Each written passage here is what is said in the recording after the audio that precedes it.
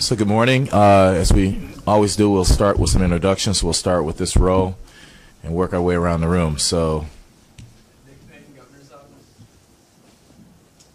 Jeffrey McFadden, CDC, Science here in DHS. Tom Roth, MDE. Jared Wolohotsky, Department of Health and Human Services. Kevin Walker, Department of Health and Human Services. Mon Roth, Governor's Office.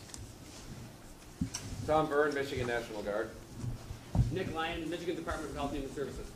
Brian Whiston, Department of Education. Mona Hannatisha, Pediatrics, Early and Michigan City University. George Christian, Michigan Department of Environmental Quality, filling in for Director Craig. Mike Zimmer, Cabinet Director, representing the Department of Licensing and Regulatory Affairs. Mike McDaniel, City of Flint, Fast Start Program. Good morning, Stacy Clayton, Governor's Office. Harvey Hollins, Governor's Office, and co-chair of the FWIC Committee. Chris Polensky, Michigan State Police, Deputy State Director of Emergency Management, Homeland Security. Rick Snyder, State of Michigan. Vicki Van Buren, Vice President with the Flint City Council. Rich Beard, Governor's Office, Mission Flint Leader. Tim Kosky, Tennessee County. Larry Shackelberg here for Treasurer Nick Ford. Good morning. My name is Derek Jones. I'm the Purchasing Manager for the City of Flint. Kevin Keene, Consumers Energy. Lawrence Reynolds, My Children's Health Center. Jonathan Trotter, Michigan Air National Guard. Jeff Dwyer, Michigan State University Extension. Scott Richardson, FEMA. Joe Hartman, Department of Health and Human Services, Michigan. Jacques McNeely, State Budget Office. Jesse Soares, Auditor General. Scott Hazel, Michigan Office of the Auditor General. Paul Kilgore, Wayne State University. Eric Peltola, Wayne State University. Sean McElmurray, Wayne State University. Okay, thank you, Governor. Thanks, Harvey, and thanks for everyone gathering again. I think we have a good agenda today. I appreciate everyone being here. I had two topics I wanted to cover at the start.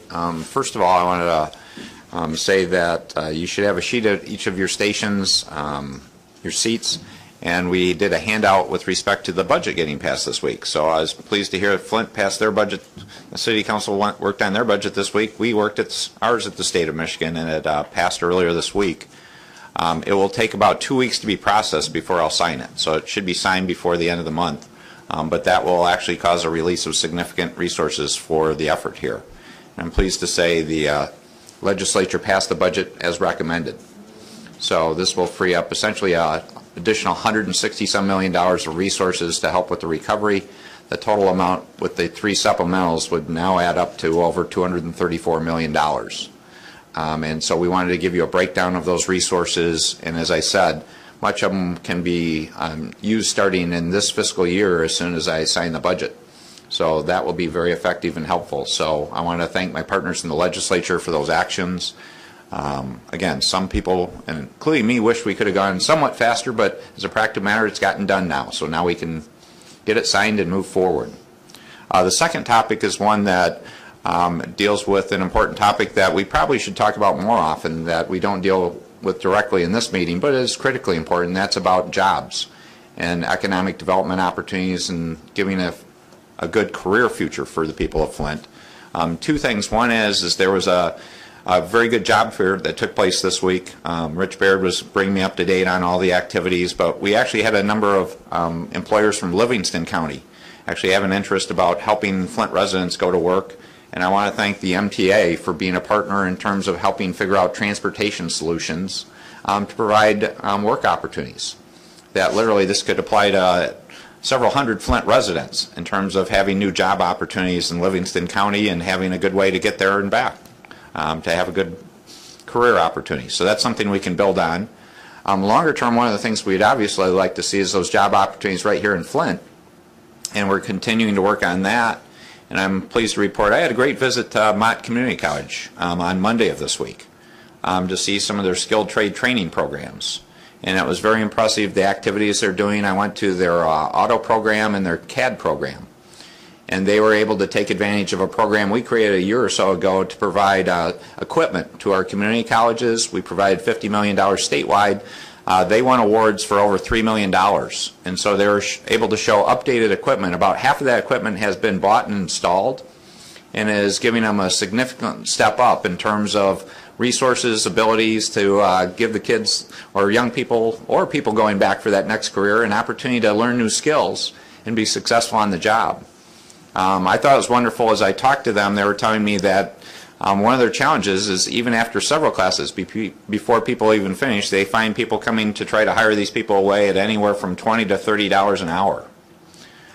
So that's a path we want to see people complete their associate degree, their certificate, but it shows their income opportunities are fairly strong based on a number of these programs. So that's something that I'm glad to see that partnership working so well, and hopefully there'll be ways to continue to invest in good work that's being done by Mott and some of the other educational institutions, and that gives us a better opportunity to bring employers right here to Flint. So those are two very good developments, I believe, in terms of what we're trying to do with the recovery here. So other than that, I'm looking forward to the meeting agenda, and at the end, I think we'll have the Lieutenant Governor coming back to visit to talk about the continuation of the Child-Led Poisoning Elimination Board. So I look forward to that discussion. Thanks, Governor.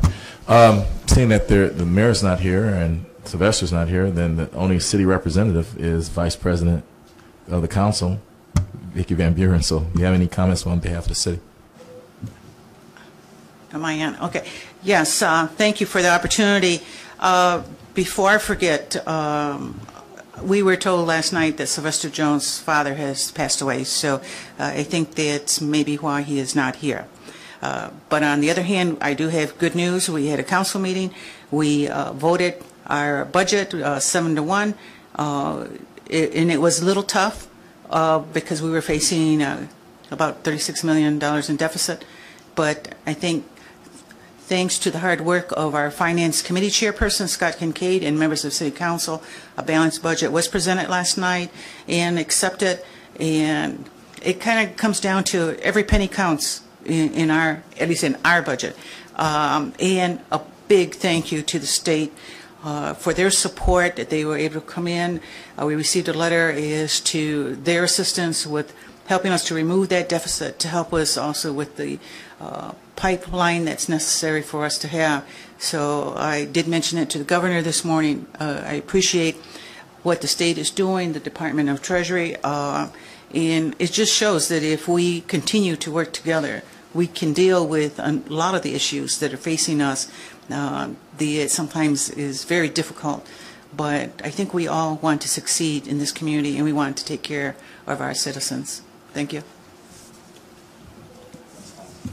Thank you, Council West. Okay. Anyone from the county here? Seeing none, we'll go to the next agenda.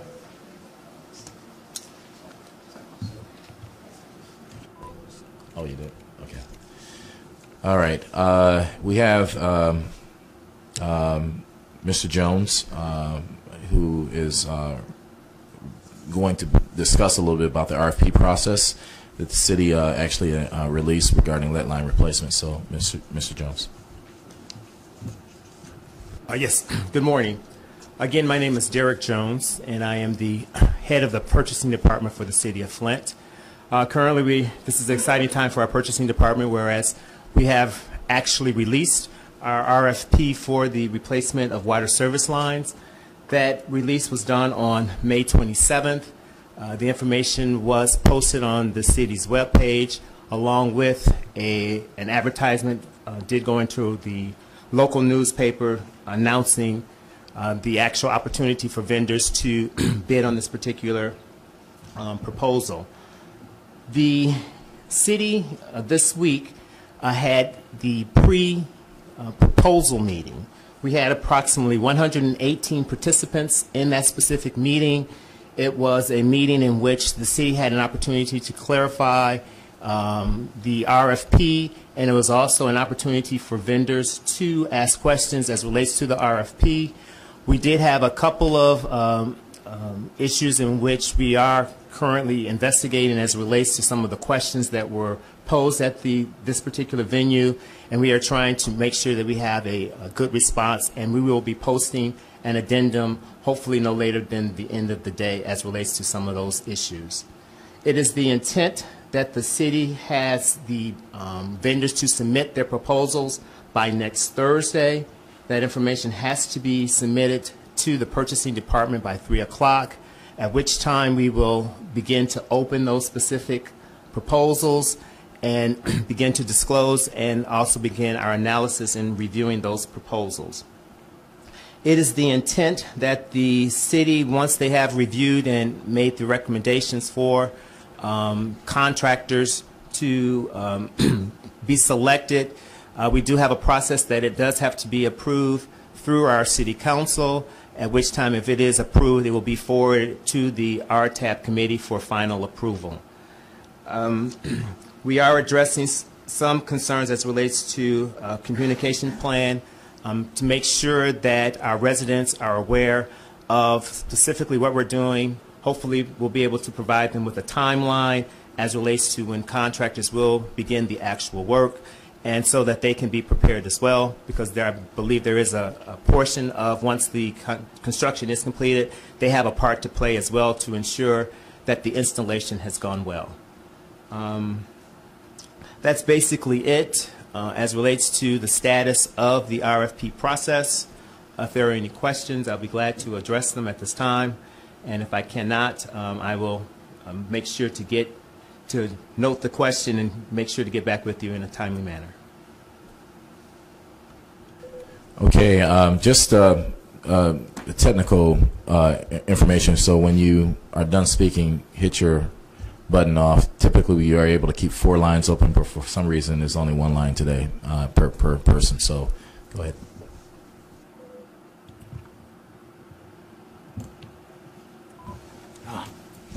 Yeah, looking at your RFP, I see a lot of areas that were left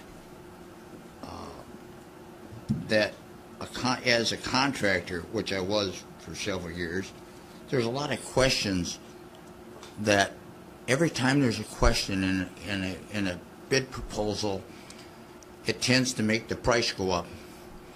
For instance, if you're uncovering something and it says to uncover this and that, and if you're getting paid by the foot and by the tap and all this other stuff, this extra work that you're required to do, there isn't anything in there to say you're going to get paid so much per hour per people that are there. And that would tend to make a contractor then say, I got to add so much to this. And if the contractor is furnishing all the materials in that, how long has he got to go out before he gets paid for this materials? I personally feel that the city ought to be furnishing the materials, because you can buy it at a bigger discount. And when you're talking about the volume of this sort of thing, I mean, the thousands of corporations and curb stops and stop boxes and materials like that, and one, you don't pay tax because you're a municipality. Now that's 6% right away. Sorry, Governor, but you're not going to get that money if you do it that way. But and they have to bankroll that stuff. I mean, that just adds to the cost of this thing. And there's only going to be so much money. And my fear is at the end of this, the money's going to be gone, and there's people that won't get the service because the money's going to be gone. And if we're not watching what's spent on this very expensive part that needs to be done, then I'm afraid we're going to run out of money and support of the people, that we're not doing due diligence in this.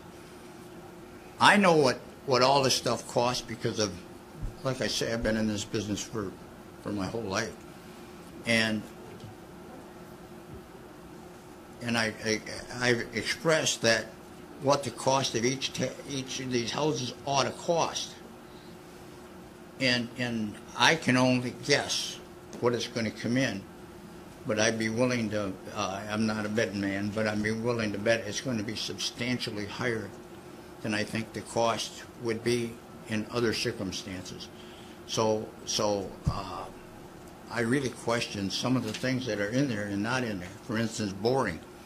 If you're only a few feet from the house and you got a bore and jack or directionally drill to get to the house, I mean, it's going to take you so much time just to set up when you could take 10 minutes and have it dug. So there's a pile of dirt there. Well, that'll settle, you know, and even the responsibility of getting a trench down.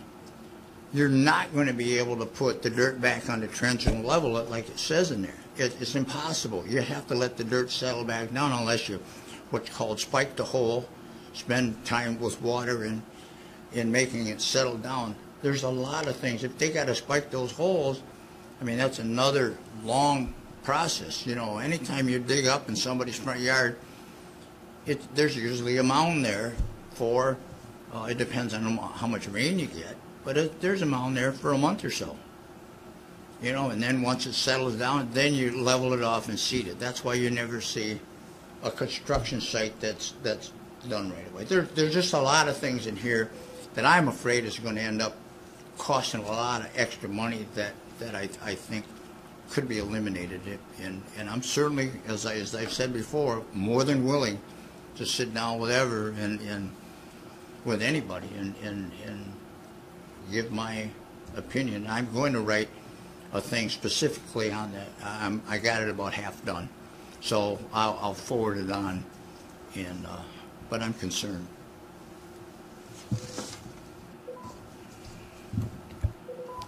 Well, thank you for your question and your concern.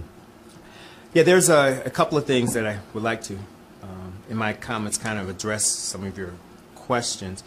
First and foremost is that the city, my understanding was that the city was adopting a methodology that was done by the city of Lansing, and so that is articulated in the RFP. Also, there is a statement that states that if it opens up where if a contractor does have the ability, the option to propose to us a different methodology in terms of doing the work as well, which will be evaluated so that we can look at those particular methods and do an assessment to see, in terms of the award, which method is going to be better. The whole objective is to ensure that we get the lines replaced and that we do it at a cost-efficient manner. Now, as relates to the city's actually purchasing or procuring these supplies, that was proposed to us. One thing that we did find is that right now the city does not have the capacity in terms of the human resources as it relates to keeping up with that specific those purchases, because it does require, due to the fact that the city is looking to hire as many as possibly 8 contractors, that an actual body will have to be dedicated specifically for that specific purpose as it relates to giving out those supplies and contacting the vendors in which the city would have agreement with. And so we thought that at this particular point, in terms of releasing this proposal, that we would have to, in terms of making sure that we get, the customer, the citizen service, that we wanted to, at this particular point, have the contractors purchase those specific supplies. Please note that, as dollars do continue to come in, the city of Flint, is in a position to tweak and make adjustments for the RFP, and we will constantly do that. But if you also notice that in the back section of the response or the analysis piece, we are asking vendors to specifically itemize some of those costs, and it's our intent to look at those costs as relates to, as the work is done and as we update our records, to see specifically, as we have to possibly rewrite the proposal or tweak the proposal, to make sure that we look at those costs, and so that we can capture those costs as relates to an RFP that will maybe get to the specificity as relates to the specific work that they do on each side, because we kind of divvied the proposal up where we asked the vendors to provide costs from the main to the curb stop, from the curb stop to the residential areas, because in some areas we're not specifically sure as relates to what they will be doing. And so we are able to, we'll be able to capture those costs along with getting itemized costs as relates to their materials, so that in the future, when we are revising our RFP, we'll know specifically as relates to how much it's going to cost per unit to get these lines replaced.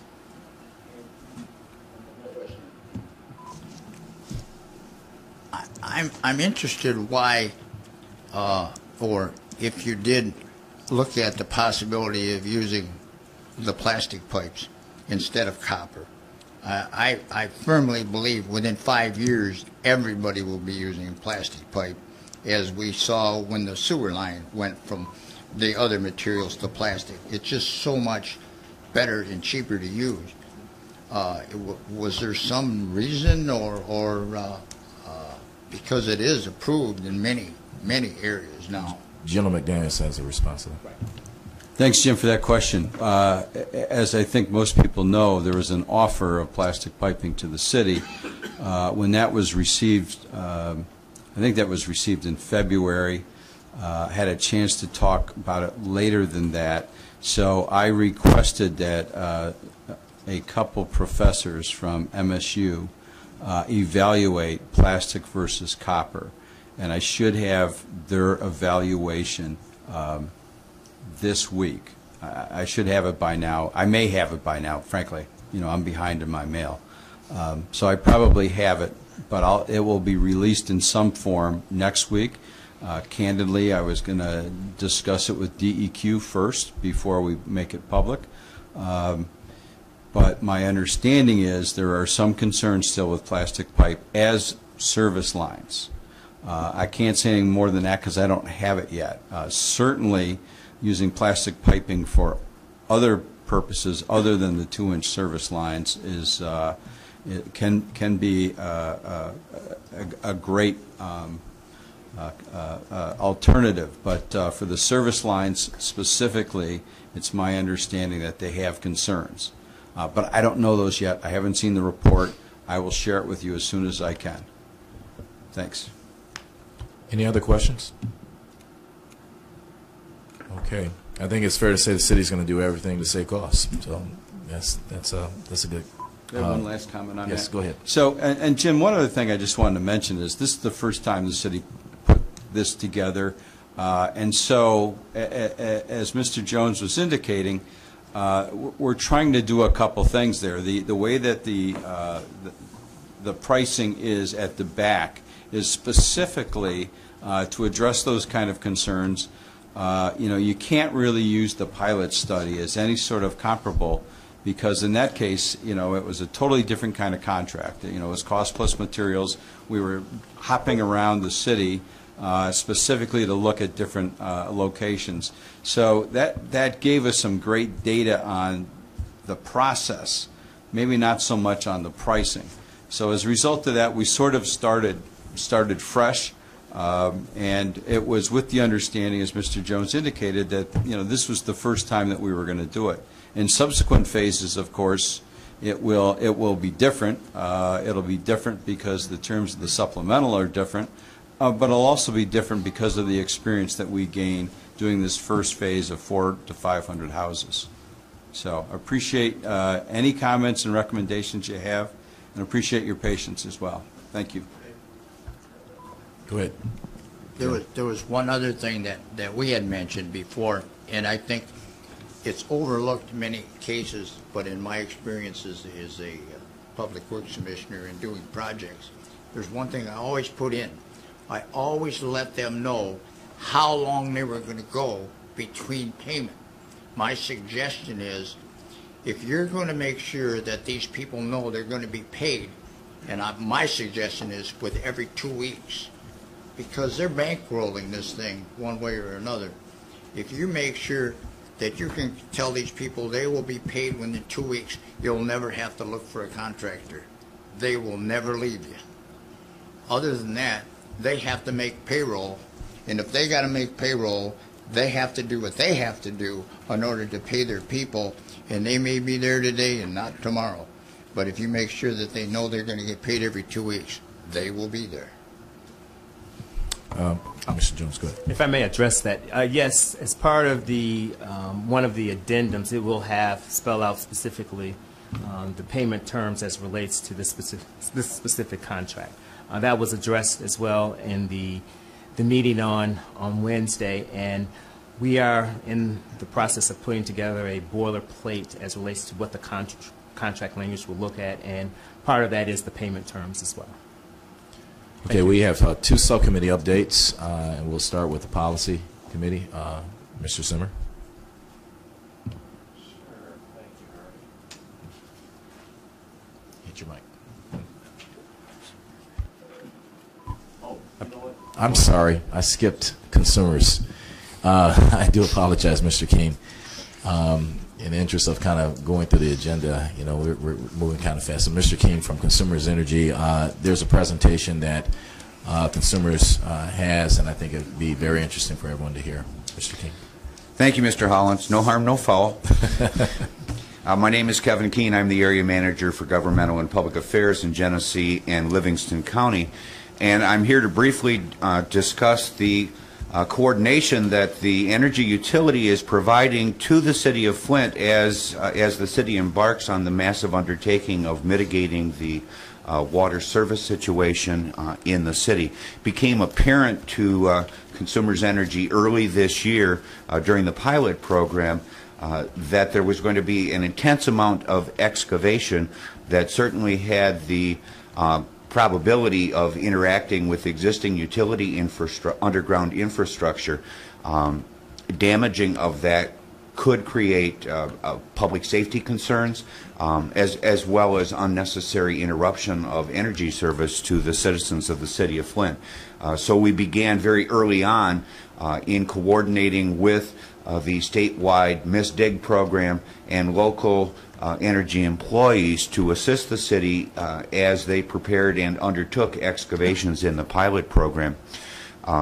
As more definitive answers have been amassed concerning locations and timelines and financing following the mayor's Fast Start program, it became rapidly apparent to the utility that we were going to need to enhance our cooperation and coordination with the city to avoid those issues I just alluded to.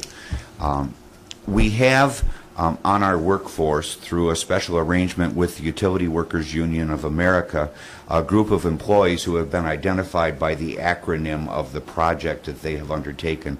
The Energy Infrastructure Replacement Program is the project, and those employees, known as EIRP employees, are in and around Genesee County and across the Lower Peninsula in the service territory of Consumers Energy. Additional workforce beyond the 365-day-a-year employees at Consumers, again by special arrangement with our operating group. These individuals have extensive experience in pipe replacement, excavation, and maintenance of underground utility systems, and we're utilizing them almost primarily in coordinating with the city as the city embarks on the replacement of water services in and around the city of Flint. Recently, a week ago, Consumers Energy and the city of Flint had a discussion about actually having a coordinating meeting and putting our cards on the table and finding out how we could better support and facilitate each other in this undertaking.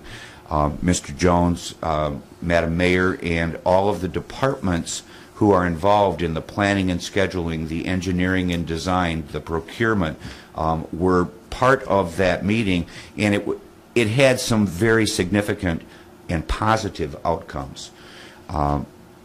As this moves forward, subsequent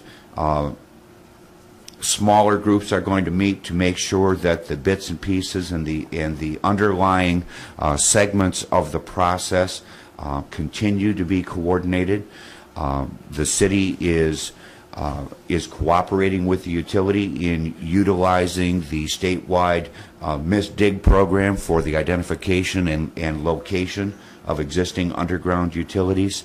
And in the spirit of cooperation, we are attempting to work with the city to be at the specific locations at the same time to avoid multiple excavations in the roadway that would just add to the inconvenience to the citizens of the city of Flint, and to preclude going back to a site after the street has been repaired and excavating it again, thereby increasing costs to everyone involved. So as we have undertaken this process, as the mitigation of the water service circumstances in the city of Flint continue, Consumers Energy is dedicated to the 3 C's: communication, cooperation, and coordination. And we're not going to back off of this. We are here to support the city in its undertaking and to minimize inconvenience and expense to the citizens and the city itself. And of course, I would entertain any questions the committee might have. Any questions? Dr. Reynolds. Oh, and then the governor. Just a typical citizen question, and that is, how will citizens, homeowners, residents be notified if there's construction on the lead service line in their neighborhood, and what will be the instructions for filter replacement, and how will that information get out? General McDaniels. Thank you, Dr. Reynolds. We're working on a sort of a citywide communications plan. Our goal is somewhat optimistic, perhaps, somewhat lofty, but we want to have an overall communications plan to all the residents that we will coordinate any intrusion into their home, so that if we are doing a line replacement in a certain neighborhood, we'll let them know if the city is also there with CDBG grant and doing abatement in the home, or if the state with their lead abatement efforts is in the home. And we're going to try and coordinate that, and then we'll have one notification to that neighborhood and a separate notification to the homeowners on that. So we're working on an overall communications plan. It's not in place yet, but we hope to have it in place by the end of the month. Yeah, I just would like to say thank you to consumers. I actually had a good meeting with their senior management recently about not only are they helping with the technical side of resources on their expertise, but we also talked about helping coordinate as they do replacements themselves and work, about how we can learn about that with respect to Flint, but more statewide even. The other part I'd mention is I actually recently put out an executive directive to the Michigan Department of Transportation. That wouldn't be on lead service lines as much, but for more major repairs, that they're supposed to be working with all communities to coordinate that work and to give you further notice far ahead of time to say, can we also do other infrastructure work at the same time if we're doing road repairs? Because it's a way to significantly bring down the cost of these projects. If you can do 2 of these at once, you're probably saving upwards of a third or more of the cost of what they would have been separately. So there's much to be done, and if we can coordinate with our utilities, Consumers been a good partner in doing that, that just makes it even better. Dr. Tisha. Yeah, I just want to reiterate what Dr. Reynolds mentioned, and it was my same question. Whenever road work is being done, any disruption outside of the home, inside of the home, there's a certain radius of families that need to be alerted because of the disruption of lead scale. And even when pipes are replaced, you're not home free, you need to continue using a filter for several months, and that information needs to be very clear whenever there's any kind of excavating or road work or plumbing work. So that needs to be very clear in a communication plan. Anyone from DEQ want to reply to that too as well, because I know that there have been robust discussions about lead line replacements and how the entire neighborhood is informed in the process. And then I see that Sylvester had a comment. Yeah, I'd just like to echo what General McDaniels is saying. We are communicating with the city to develop this communication plan. We're taking all of the factors into consideration that have been mentioned to make sure that people are aware that this is taking place. We're even considering like door-to-door, door hanger campaigns. Everything's on the table. We want to make sure that people are aware of what's going on. Okay, thank you. Sylvester? Yeah, this did come up in our meeting with Consumers Energy, and the city's public relations person has connected with the Consumers Energy person to make sure that they are coordinating communication to residents. I want to say that they said you guys typically have about 5 touch points throughout the process of replacing some of the infrastructure. And so what we talked about is making sure that we're coordinating that as much as possible, and also putting that information on the city's website so that people would know that that work is happening and where that work is happening. Thank you. And to reiterate some of that, you know, so communications will include possible spikes in lead as a result of replacement because of the shredding of the pipe and possible scattering in through the system, so that consumers are notified. Yeah. So with that, any more questions for Mr. Keene? I want to thank you because you came in really at the last minute here to present. So really appreciate you being available today for that. Okay, now I'm ready. Go ahead, Mike. Thank you. 13 of the FWATF recommendations were referred to the policy subcommittee. 2 of those relate to action of the EPA or encouraging action by the EPA. Recommendation number 5 encourages participation by the state in the EPA's ongoing review of the LCRs, lead and copper rules. Recommendation 29 urges more vigor and enforcement by the EPA of those rules. The policy subcommittee, in reviewing those recommendations, determined at a meeting 2 weeks ago it was best that we compose a letter to the EPA that essentially includes a recommendation that we adopt the lead and copper rule revisions that were presented to you several weeks ago and approved by the governor. We are in the process of drafting that letter right now. There's one draft out there. We had a meeting on it earlier this week. Several people, unfortunately, were not able to participate, so I've got hard copies today. The goal would be for us as a policy subcommittee at our next meeting to finalize that letter. We will then get it back to Harvey so we can circulate it in advance of the meeting on the 24th. We were originally operating under a hard and fast deadline. Of course, this is EPA, so no deadlines are hard and fast. Sorry. That comments were to be due by the 17th of June. There is some flexibility there, so I think we can still meet the EPA's review period by having comments in right after the meeting of the 24th. So this was more of a place-saver discussion to warn you where we're going and what we may need on the 24th. And any comments regarding that policy? Okay, we'll go to the next group. If you can go to the next slide. Excuse me.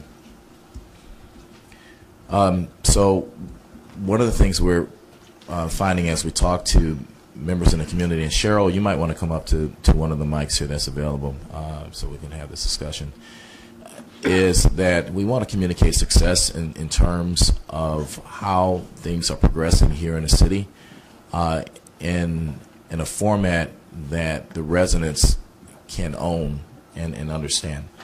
And what we find is that some of our statements are really policy wonkish, and when you go out into the community and say, look, if we do X, Y, and Z, does this communicate success to you? And you have to get through the language before they understand what success looks like. And so we've asked a number of residents over the last few weeks what their viewpoint of the success is and how would you word it. And so we went out to a number of the community groups, and we took the problem and in-state statements that each one of the subcommittees worked on and asked them to give us some feedback on that. And so what you'll find, we'll run through some of these, and we're opening up for some discussion because I think we're pretty good on time right now. And I'll run through these fairly quick. So the first one you have in front of you, and that's on the screen, is a problem in statement for the entire Flint Water Interagency Coordinating Committee. We did not ask the residents to review that statement, and so that's why you have reviewed. And I should have my glasses on, so I have to use this thing here. So that's why you have that. We're going to go to the next two slides. Next one. Now I'm going to skip the Health and Education Committee. I had a conversation with Nick. They are in the process of revising their statement that we received a couple of weeks ago. Again, that statement would not have been reviewed by the committee. So on the next slide, we have the Water Infrastructure Committee. When we talked to the group, and this was very consistent in all the focus groups that we talked to, the word remedy seemed to look like a Band-Aid approach to addressing the issue. Essentially, if we broke it, they want us to fix it. So using terms like remedy versus fix it goes a long way in the community. It may not mean a lot for us, but to the community, it means a lot. And Cheryl or Stacy or whoever participated in those focus groups, you can chime in as I go along here. Infrastructure, I have that underlined at the top because when we talk about infrastructure, we know what that means, but for some reason, I was very kind of shocked by this one, that the community really didn't understand. When you say the word infrastructure, it stops a lot of folks dead in the tracks until you explain what infrastructure is. And we use the word infrastructure so much here, it's kind of ubiquitous for us to kind of throw that term out, but for the community, it's hard. So but they didn't have a good replacement for the word infrastructure, so we didn't do any of the replacement. In the end statement, to provide water with confidence, they wanted that struck out. Now the word confidence in a lot of these community groups also triggered a lot of concern, and I'm not sure if Stacy or Cheryl can add some comment to why confidence was a problem, and then I'll go to the proposed problem statement at the bottom. So you want to make a comment, either why confidence was an issue? One of the reasons that they felt confidence was not a good word to use is because it's subjective. And there's no way to actually tangibly measure confidence. So that was one reason why they didn't want to use that word. They didn't have a word necessarily to replace it. Again, but they felt that confidence is too subjective and it could vary by person. Okay. And as I go along, please comment on this. Okay, so the proposed end state for the Water Infrastructure Subcommittee, they only added drinkable and usable. So the Flint water system is effectively monitored, well maintained, drinkable and usable now into the future. They didn't want the word to provide water with confidence. They just, and the interesting thing, when you go out in the community and we get past the emotion and the anger, at the end of the day, people just want drinkable, usable water. And that's what they want us to tell them. That's what we're working on. Any comments on this one? The only thing I want to add for infrastructure, one thing they did say, if we had to leave the word infrastructure, to put the definition of what infrastructure meant. Okay. Like a footnote. A footnote, okay. Go ahead. And I think that's a good point, because when you talk about infrastructure, it's going to be very difficult to replace that word with what infrastructure is, because we're talking about systems, facilities, structures. There's so much to it. So I think a footnote may be a better route to go on that. Okay. And before I go to the next one, what we want to do when we go out to the community from this point on out, we want to talk about success and measures of success. And so one of the things we'll do is take these end statements out with us. If they ask what if the FWIC is working on, the Subcommittee on Health is working on this end statement. This is the goal. This is why we're here. Same thing with Water Infrastructure Committee. We have a Water Infrastructure Committee, and this is what the objective is. So we're constantly saying, hey, look, this is where we're headed, and we want the assessment of the community if we're headed in the right direction. And that's the purpose of this whole thing. Going to the next slide, water quality. Again, the word confidence was flagged. There were really no changes in that except for an addition.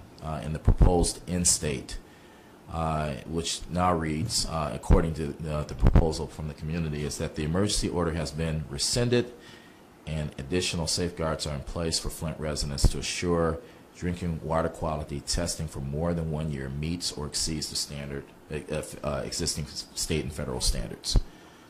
So they added the words testing for more than 1 year meets. Any comments on that? No.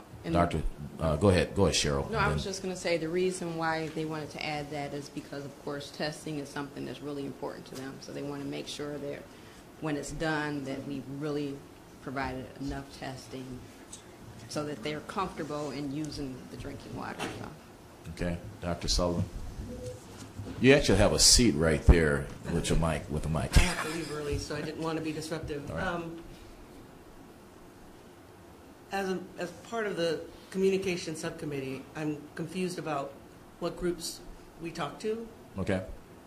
I don't think that was discussed in the subcommittee. We discussed that. Yeah, we discussed that a couple of weeks ago.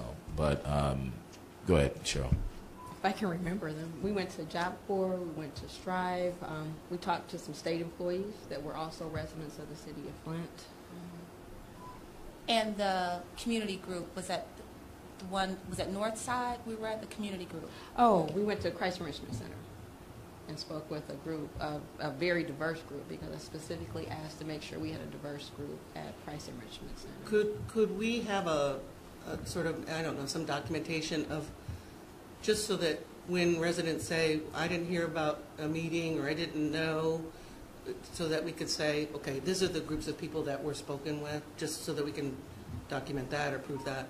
Sure, absolutely. And we're not done talking. But we need to move this one forward. Any other comments on the water quality? Okay, going to the next one. Communications, this was a very long problem statement in in-state, but this is what the group came up with, the subcommittee. Again, in the problem statement, the word confident was flagged. And the in-statement, again, that. But they struck that the Flint water system has been remedied. Again, the word remedy was a big problem for every group we talked to. We asked what that meant to them. It, again, was a Band-Aid approach. And they struck a couple of other words out. So going to the problem, the proposed end state at the bottom, it reads, the Flint residents and stakeholders are confident, because they didn't have a word to replace confident, but that's, we left it in, that their quality of life has been corrected. They felt it was more than just the water system being a problem, is that their quality of life was affected. Now, how you measure that, I don't know how you get there, but this is what came up. Measures have been put in place to ensure the health and wellness, and protocols are in place for statewide action. Additionally, the decision-making process is fair, and people are spoken to in a form that includes two-way learning and respect. And that's what they'd like to see communicated out of the FLIC. Any comments on that from any members of the communications subcommittee too? Okay. And going to the next one, there are actually, this is the gold star problem in statement. When we read this before the groups, they had no comments. They felt that what was written was good. So, Mike, I don't know what you did. So this made clear sense to them.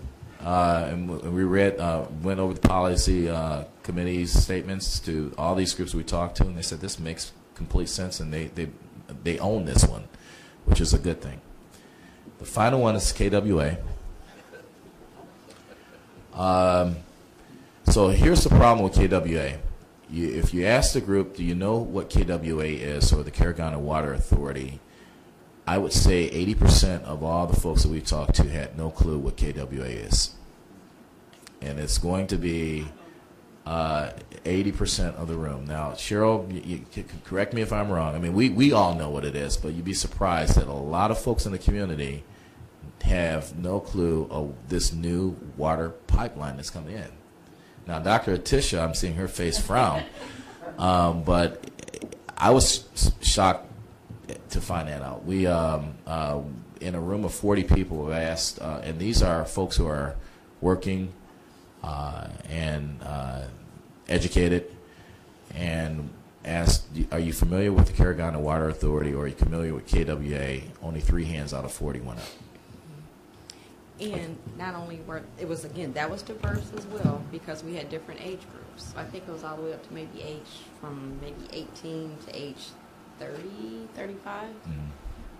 They had no idea. The younger group definitely didn't know. No. And so they didn't have an end statement to propose. You know, we had to educate them what the pipeline was, and we got into discussion.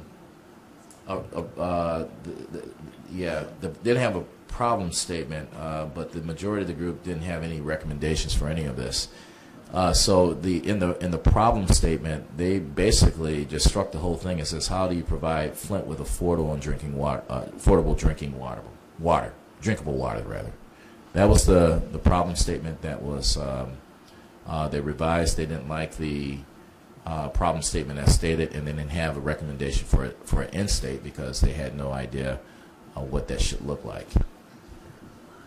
So, any comments, Dr. Tisha? I'm just really surprised, and I would encourage you to keep talking to more and more people, because this is not the sense that I get from the families I see in clinic and from the people that I interact with. Okay. All right. Dr. Reynolds. I might say that may be an indication of the lack of transparency that preceded all these things, and constant communication is necessary because families have family things they must do. We have a newspaper that's published 3 times a week, and so everybody does not have the time or the availability of media. And again, I state, perhaps the way this whole project was rolled out, you know, the average citizen thinks of city water departments. They do not think of water authorities. So the label sounds good, the function may sound good, but it's not something that is part of how people process what a local government should do. That's an excellent point. Excellent point. And this is this has nothing to do negative with KWA. It's just that we're shocked that for this issue to be around so long in this community that very few people really were aware of it.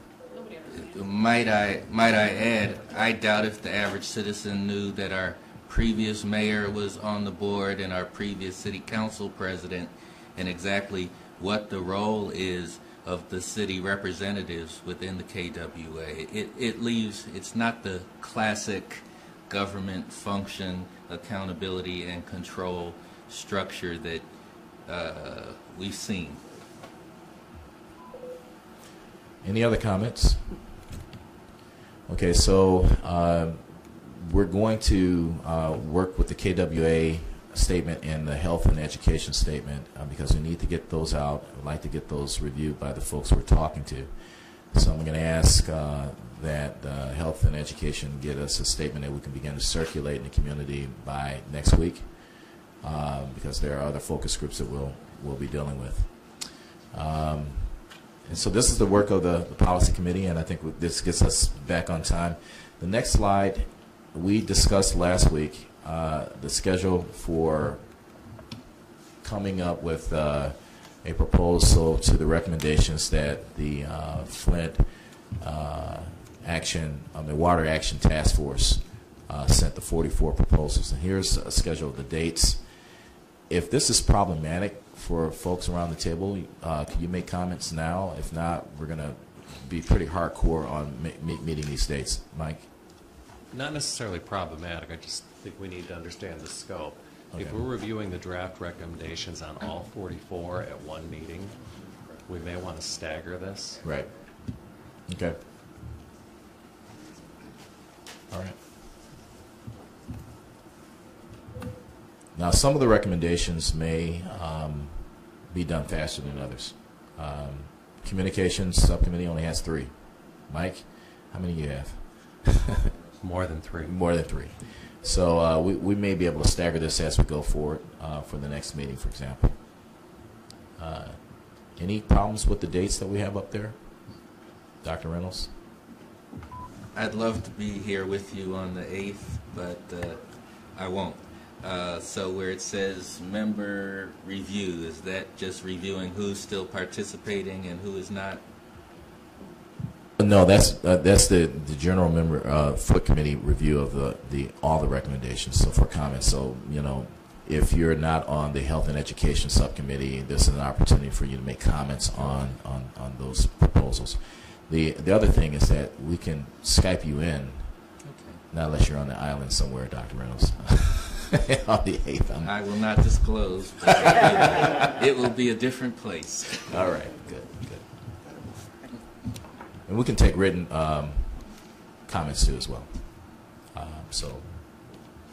All right, with that, our next meeting is going to be on June 24th. It's going to be at the Riverfront Conference Center, not here, but at the Riverfront, the big room that we were in last time. And I see that Lieutenant Governor Calley's here, and Governor, you have closing remarks and special announcement. No, thanks, Harvey, and it's great to have my partner, the Lieutenant Governor, here. Actually, this is a continuation of signing the executive order here to actually create the Child Lead Poisoning Elimination Board, and we're moving forward with that. And it's great to have the Lieutenant Governor here to talk about the next steps in doing that. All right, thank you, Governor. We'll be announcing today the appointments to the board, and it really is an all-star cast of people from several important disciplines from all across our state, recognizing that this is a statewide issue. In fact, it's a nationwide issue, but one that Michigan can be a leader in. And so to go down the list of those who will be serving on the board, in addition to myself and the relevant departments of environmental quality, health and human services, licensing and regulatory affairs, and the Michigan State Housing Development Authority, will be Riley Alley, who is the Great Start Collaborative Director for St. Clair County. Keep in mind that this won't just be mitigation, elimination of the risk, but also response and intervention focus, the scope of the board. Dr. Mona will also be serving on the board, and of course we all know all about hero Dr. Mona. Rosalind Bliss, who's the mayor of the city of Grand Rapids. If you look at some of the areas, that zip code by zip code that have lead poisoning rates that are higher than the statewide averages. There's actually several in West Michigan, including in Grand Rapids. That's a very dynamic city that is doing some great work in this area, and this is a very dynamic leader. Paul Hahn is the executive director of Healthy Homes Coalition of West Michigan. For the last 15 years has been working in the trenches in some of the areas that have the highest levels of child lead poisoning. Rebecca Munich is an expert from the Ecology Center in Ann Arbor. Also, somebody who's been working in this field for a long time. I got to know her earlier when I was in the State House of Representatives, and really pleased that she's going to be joining this board. Dr. Abdul Al-Sayed, who's the health officer in the city of Detroit, is already leading a task force effort in the city for both kids and water testing, and the response to that really hit the ground running there. And Dr. Lyke Thompson, who's the director of the Center for Urban Studies at Wayne State. When you think about the long term, the long-term strategies and building around how do we address the current problems that we have, intervene in the appropriate and effective ways, but then also mitigate and eliminate the risk in the future. That this is really a group of people that I think is going to be able to bring the expertise to the table that we need to have the best possible plan, and for Michigan to emerge from this as a real leader. So we'll be looking at evaluation of current practices, seeking out and investigating best practices from around the state, around the country, around the world, and then evaluating those practices for implementation recommendation here in the city. And the scope of the work is quite wide. On the more immediate end, there's things like screening and prevention, intervention when we have lead poisoning cases. But over the long term, we're talking about mitigation and remediation. with the goal, as the title of the board would suggest, is not reduction of lead poisoning, it's elimination of lead poisoning. And so as we look to come together with these, this group comes together to form the solutions, we'll be looking at the shorter term, the things that we can do in the short term to make a big difference, but then also to systematically over the course of the future eliminate this risk from our lives. So I'm really excited to get started. Even yet this afternoon, now that these appointments have been made, each of the members will be contacted for scheduling of the first meeting, and we'll look to make it urgent work. While we know that it's work that will take place over the course of a longer period of time. In fact, this is a board that probably ought to remain in existence for the foreseeable future in some form.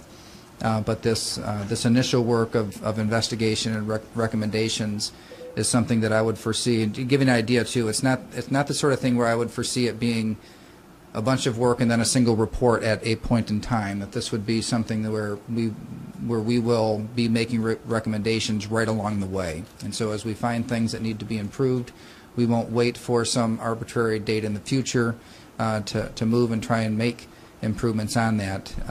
But I do expect that over the course of the next year that this body will produce both findings and a comprehensive long-term strategy for eradication of the risk. Thank you. Comments, questions? I see a smile from Dr. Mona. That's a good sign. So, well, thank you, Brian. I appreciate that, and that's good work. So I believe we're in good shape, Harvey. We'll close the meeting. So thank you, and I'm pleased we could move forward with this. You can see we're turning these steps, these recommendations, into real action. I appreciate the discussion and our guests from Consumers being here. It was good we had a discussion about the lead service line replacement. That's going to be a process in terms of working through the issues there. There's more work to be done, but let's get moving. And then I was pleased to report that we made progress on the budget front and the jobs front. So I look forward to our next meeting where we can continue dialogue and discussion on the good work of all these subcommittees. So thank you so much.